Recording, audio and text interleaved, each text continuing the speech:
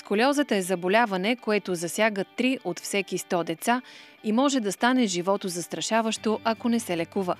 Кои са най-иновативните методи и възможностите за лечение в чужбина, ще разберем от управителя на здравен информационен център Медикъл Караджа, госпожа Звезделина Лютфи. Какво представлява сколиозата? Сколиозата е изкривяване на гръбначния стълб, което причинява доста голям дискомфорт, ако не се забележи на време. Какви са причините за появата на сколиозата? От много години учените се опитват да разберат каква е истинската причина за появата на сколиозата. Има някои проучвания, които се опитват да докажат дали има генно предразположение към образуване на сколиоза, т.е. към изкривяване на гръбначния стълб.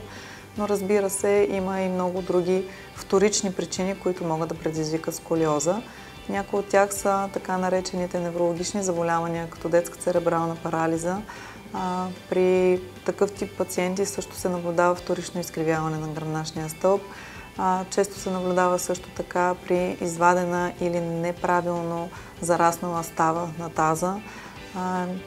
При децата също така неправилната стойка, неправилното носене на раница също може да предизвика вторично изкривяване.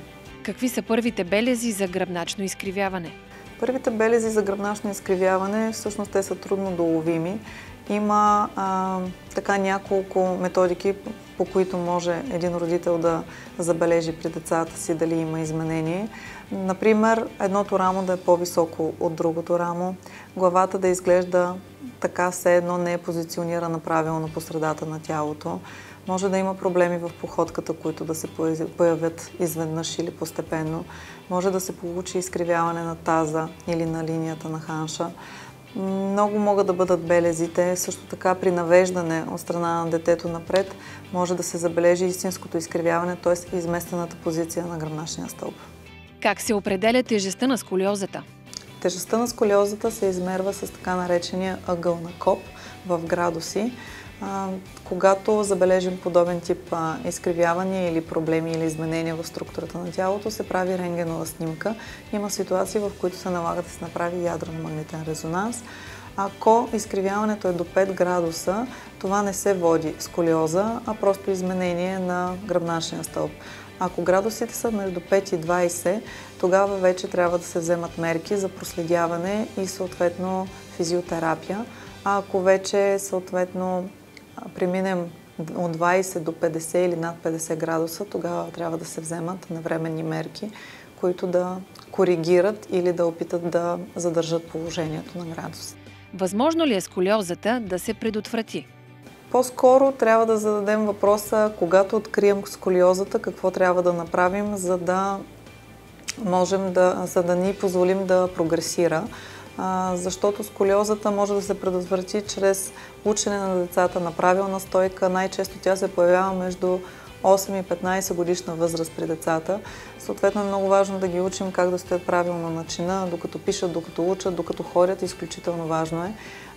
Иначе, като цяло, когато вече се забележи самата сколиоза, трябва да се вземат мерки, да се проследи от лекар, да се изчислят градусите и да се прецени дали трябва да се прави физиотерапия, както споменахме преди малко, дали трябва да се изработи курсет, който обикновено се изработва, когато градуса е между 5 и 20 градуса. Тогава този курсет се изработва по много специфичен начин, специално за дадения пациент и се носи между 16 и 23 часа в денонощието, като се комбинира носенето на курсета с плуване и много сериозна физиотерапия. Това е с цел да не позволим на сколиозата да прогресира. Разбира се, ако сколиозата вече е подминала определени градуси, над 50 градуса, трябва да се вземат мерки от хирургична гледна точка, защото може да стане опасна. Също така, хората трябва да знаят, че най-опасните градуси са между 0 и 20 градуса, защото тогава сколиозата е трудно забележима. Над 20 градуса не може да остане незабележима, но затова и се препоръчват по световните стандарти по-чести прегледи при ортопед при децата в рисковата група. Какви са възможностите за лечение? Открита на време, сколиозата е напълно лечима. Както споменахме преди малко, ако се установи по-навреме самата сколиоза, могат да се вземат мерки от изработване на курсет, физиотерапия, плуване, така че да се предотврати прогресирането или да се върне градуса в правилна позиция. Какви са хирургичните методи за лечение на сколиозата? Задната вертебродеза е златен стандарт при хирургично лечение на деца с сколиоза в световен мащаб. При сливане на гръбначния стълб изкривените прешлени зарастват заедно, за да създадат единична солидна кост. Задна вертебродеза, spinal fusion, така наречената, е подходяща за почти всички случаи. Съществуват и други хирургични методи и процедури, които се определят спрямо състоянието на пациента. Разбира се, вече по новите методики има и така наречените растящи импланти при децата, които позволяват по време на самия растеж на детето и самите импланти да растат заедно с тях. До какво може да доведе нелекуваната сколиоза? Нелекуваната сколиоза може да доведе до много увреждания в функциите на органите. За съжаление, особено напредналата сколиоза може да измести сърцето, белия дроб, да доведе до сърдечно-съдови проблеми, до белодробни проблеми, т.е. затруднения в дишането. Освен естетическата гледна точка, тъй като при тези пациенти е много видно, съответно трябва да се внимава много и за основно тези два органа, защото сколиозата има способността да ги измести и да застраши дори понякога живота на пациентите. Какво трябва да направят пациентите, които се интересуват от второ мнение на специалист и лечение на сколиозата в чужбина?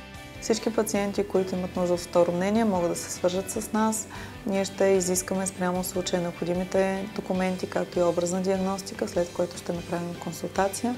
Много често в България гостуват специалисти неврохирурзи в спиналната област, така че могат да се срещат и лично с специалист тук на място.